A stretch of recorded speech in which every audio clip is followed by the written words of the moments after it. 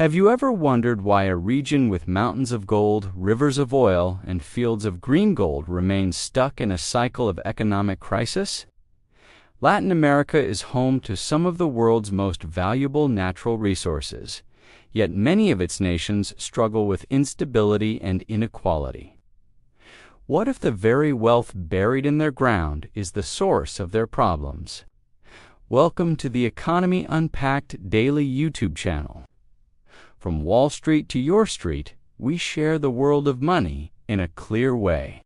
Today, we re-exploring Latin America's great paradox, a continent unimaginably rich in resources, but often poor in practice. In theory, possessing vast reserves of oil, critical minerals, and fertile land should be a direct ticket to prosperity.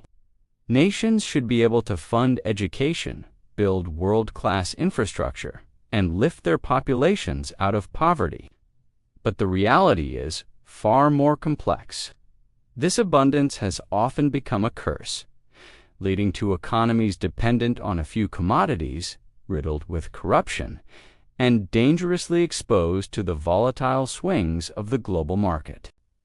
We'll unpack why this treasure chest of resources can be both a blessing and a curse.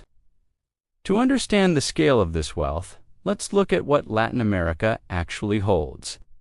The region is a global powerhouse of strategic resources that fuel the world's industries. First, there's oil. Countries like Venezuela, Brazil, and Mexico sit on massive reserves, which have historically generated immense government revenues.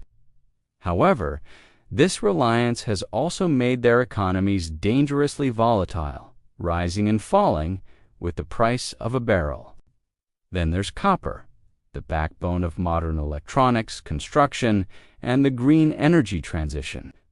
Chile and Peru are global giants in copper production, making them indispensable to global supply chains. In the 21st century, a new treasure has emerged: lithium. The lithium triangle spanning Argentina, Bolivia, and Chile holds over half of the world's known reserves. As the demand for electric vehicles and battery storage explodes, this white metal has become incredibly strategic. Beyond industrial metals, the region has always been famous for its precious metals. Gold and silver continue to attract enormous foreign investment, but they also fuel a dark world of illegal mining, environmental destruction, and violent conflict. And we can't forget agriculture. Brazil and Argentina are global breadbaskets, exporting soybeans, beef, and corn on a massive scale. Finally, there are the resources that have a simple market price but are vital for the planet. The Amazon rainforest and its vast freshwater systems, which play a critical role in regulating the global climate. This incredible portfolio of assets places Latin America at the center of global supply chains and explains the intense interest and competition from world powers. But to understand today's struggles, we have to look back in time. The region's economic challenges are deeply rooted in its history. From the 16th century, colonial powers like Spain and Portugal established a system of pure extraction. They mined mountains of silver and gold and created vast plantations, with one goal: to funnel the wealth back to Europe. This colonial model created long-lasting structural weaknesses. Local industries were never developed. As the colonies were designed simply to supply raw materials, economies became entirely dependent on foreign buyers for their survival. And political power was consolidated in the hands of a small elite class whose fortunes were tied to controlling and exporting these resources, not to building a balanced domestic economy. Even after independence, these patterns continued. Modern multinational corporations often replicate this extractive model, where profits are repatriated through complex royalty agreements, generous tax incentives, and offshore accounting. leaving local communities with environmental damage and a fraction of the gains. This historical pattern feeds into a well-known economic phenomenon called the resource curse. This is the core economic theory that explains why resource-rich countries often fail to develop. The curse manifests in several ways. First, it causes severe economic distortions. When a country focuses all its energy and investment on one lucrative commodity, like oil or copper, other vital sectors like manufacturing, technology, and services are neglected and begin to wither. This is often accompanied by Dutch disease, an economic condition where a flood of foreign currency from resource exports causes the national currency to appreciate. A stronger currency sounds good, but it makes all other exports from cars to software to textiles more expensive and uncompetitive on the global market, further hollowing out the economy. The resource curse also breeds deep governance problems. When a nation's wealth flows from a few mines or oil wells instead of a broad tax base of citizens and businesses, power becomes dangerously concentrated. Elites who control these resources have little incentive to build transparent, accountable institutions. Instead, corruption thrives and political stability becomes fragile.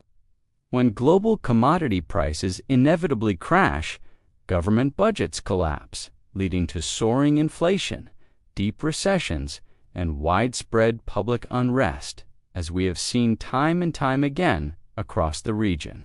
Let's look at some real-world case studies to see how this plays out. First, Venezuela, an oil-rich nation that is now economically fragile. For decades, oil wealth propped up the entire country. But this extreme dependence, combined with catastrophic mismanagement, rampant corruption, and a sudden collapse in oil prices, completely destroyed the economy. Venezuela serves as the ultimate cautionary tale of how the resource curse can lead to hyperinflation, mass migration, and a humanitarian crisis. In contrast, Chile and Peru, the world's copper giants, have seen more moderate success. High copper revenues have funded social programs and infrastructure development. However, these nations are in a state of constant tension. Fierce political debates rage over tax reforms for mining corporations, stricter environmental protections, and the rights of local communities displaced by mining operations. Their experience shows that even when managed better, resource wealth does not eliminate conflict. It just changes its shape. A modern-day gold rush is happening in the lithium triangle of Argentina, Bolivia, and Chile. The global race for minerals needed for electric vehicles has turned this region into a strategic battleground. But this opportunity comes with immense challenges. Lithium extraction is incredibly water-intensive, threatening fragile ecosystems in arid regions. There are ongoing conflicts with indigenous communities over land and water rights, and a fundamental question looms: how will the profits be distributed? Will they benefit the local populations, or will foreign corporations, particularly from China, capture most of the value? Finally, we turn to Brazil and the Amazon. This case highlights the devastating environmental cost of unchecked resource extraction. The relentless expansion of agriculture, illegal gold mining, and logging is driving deforestation at an alarming rate. This not only threatens the survival of indigenous peoples and countless species, but also destabilizes the global climate. The Amazon is a stark reminder that the pursuit of resource wealth can come at an irreversible ecological price. This intense competition for resources places Latin America at the heart of modern geopolitics. The United States has long sought to maintain its influence in what it considers its backyard, ensuring access to strategic materials and stable energy supplies. But in recent decades, a new player has changed the game. China has become a dominant force, investing billions in mining, energy, and infrastructure projects across the continent. Beijing's strategy is clear: to secure the raw materials needed to fuel its industrial machine. Meanwhile, Europe is also looking to Latin America as a stable source for the green minerals required for its own energy transition. This three-way competition creates complex dilemmas for Latin American nations, forcing them to navigate difficult choices between nationalization and privatization, dependency on foreign debt, and delicate geopolitical alignments. Beyond the economic and political spheres, we must consider the profound social and environmental costs. The human impact of large-scale extraction is often devastating. Indigenous communities who have lived on these lands for centuries frequently face forced displacement, losing their homes, livelihoods, and cultural heritage. The environmental toll is equally severe. Rivers are polluted with mercury from illegal gold mining. The air is contaminated by refineries, and vast stretches of land are left barren and toxic. This degradation inevitably fuels social conflict. Across the region, protests against mining projects, oil drilling, and deforestation are common, sometimes escalating into violence and political instability. It's a tragic irony that the very resources that promise wealth so often deliver pollution, displacement, and conflict to the people living closest to them. So, can Latin America break this destructive resource spiral? The challenges are deep-seated, but there are realistic pathways forward. The most critical step is economic diversification. Governments must actively invest in new sectors like technology, advanced manufacturing, agricultural innovation, and tourism to reduce their dependence on commodities. Some countries are exploring clean energy, leveraging their abundant sun, wind, and water resources. Regional cooperation could also be a powerful tool, allowing nations to form a united front to negotiate better terms with foreign corporations and reduce their external dependency for resources that will continue to be extracted, like lithium and copper. Developing sustainable mining models is crucial. Models that prioritize environmental protection, respect community rights, and ensure a fair share of the profits remains in the country. But none of this is possible without strengthening institutions, tackling corruption, improving transparency, and creating sovereign wealth funds to manage revenues effectively are essential to turning resource wealth into lasting prosperity. Looking to the future, Latin America stands at a critical crossroads. Global trends will reshape its resource economy in profound ways. Climate change will impact agriculture, water availability, and energy generation, forcing adaptation. The global green energy transition presents both an opportunity and a trap.